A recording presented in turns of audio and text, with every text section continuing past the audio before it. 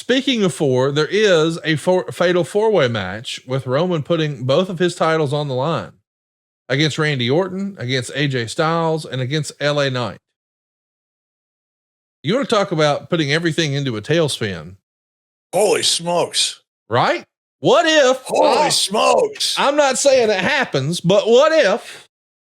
Because when you take a look at that, you realize technically Roman could lose the belts without being pinned.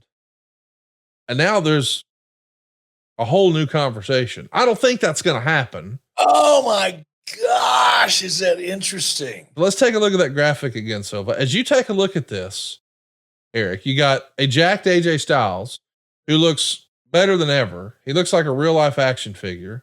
He's huge. So is Randy Orton. They've both been on that WrestleMania diet, looking better than ever. And here's LA Knight, who's just, hotter than bacon grease, as they say in the South. Taking on Roman Reigns, who's got this incredible run, an incredible presentation. It's a fatal four-way. What do you think? Wow. That I'm interested in. And again, I'll be interested in the match and the physicality within the match, because all of these guys are phenomenal. I mean, it's going to be really fun aesthetically to watch. But strategically, that's what I'm most fascinated by. Not what happens, but where it goes. That's awesome. Awesome. Awesome. Awesome. Talk about a myriad of opportunities with no bad answer. Let's do this. Okay, that'll work great. No, let's do this. That'll work great too. I got an idea. Let's do that. That'll work great too. I mean, Manny, if you're on that creative team, you're loving the challenge of figuring out what's the best solution and action. That's awesome. It makes you wonder, with the Elimination Chamber around the corner, do they use some shady shenanigans to take that match and add to it? Now, there have been reports, who knows what's real and what's not, but Dave Meltzer's been pretty adamant that Roman Reigns is not going to Perth, Australia. But at the same time, I say all that to say that he also recently wasn't convinced that Sasha Banks was going to AEW and says she could show up in the Royal Rumble. Sean Ross Sapp was adamant, no chance Sasha shows up at the Rumble. Sean is convinced she's going to AEW. Can you imagine WWE trying to sell this big monster pay-per-view like the Elimination Chamber and allegedly double down on their international growth, and they don't take Roman Reigns? That feels like that would be difficult for me to buy into. Does the shit stain give any reason why he doesn't think he's going, or is he being? I think he's just heard that he's not there. I mean, I think rumor has it that's what they believe. Yes. Okay. Well, who knows? I don't know. I don't get bogged down in shit that Dave Meltzer says or anybody else says. Well, what would you do with this with four-way then? This Saturday rather. What would you do? LA Knight, Randy Orton, AJ Styles, Roman. I mean, it all comes down to, from a business perspective, who do they want to elevate? Right. Who do they want to take a step up? Arguably, I would look at, for a discussion, I would say LA Knight. Come from out of nowhere.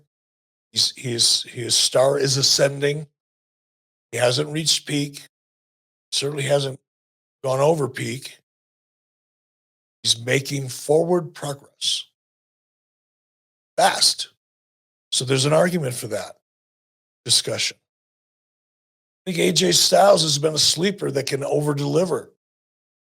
Argument there too.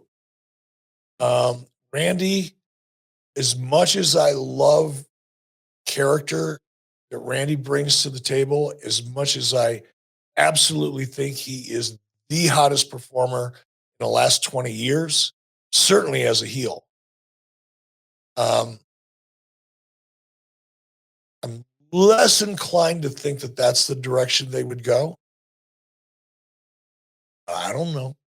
And I love your scenario. Imagine Roman Reigns getting beat, or losing his titles, but he never got pinned. There's a premise for you. Well, I just think There's about 6 months of television waiting to happen. it would be interesting. You know, SmackDown went off the air this past Friday with an RKO on Roman Reigns. It would be interesting to think about, because just last week we were talking about how you sort of threw out there that AI could actually help with wrestling creative. And the guys over at the Ringer put together what we agreed was a pretty cool storyline between Cody and Randy. I could totally see that at one of the nights at WrestleMania. That storyline, by the way, I wish we could play that here. Maybe we will next week, because this whole AI thing is probably going to come up again. But the story that AI platform, whichever one they used, kicked out, was really pretty freaking interesting. Agree. And would provide a great premise. And I would have never even considered Cody and Randy until we heard that on that podcast. I went, huh, not that exact story, but damn, it's a great framework of a story that you could tweak and have some fun with. And Yeah. it didn't take a whole lot of work to make that make sense. You got to think too that whatever they're going to do here in this fatal 4-way is going to be important based on the results of the Men's Royal Rumble and the Elimination Chamber and Seth Rollins. So there's lots of little wrinkles that we're going to discover.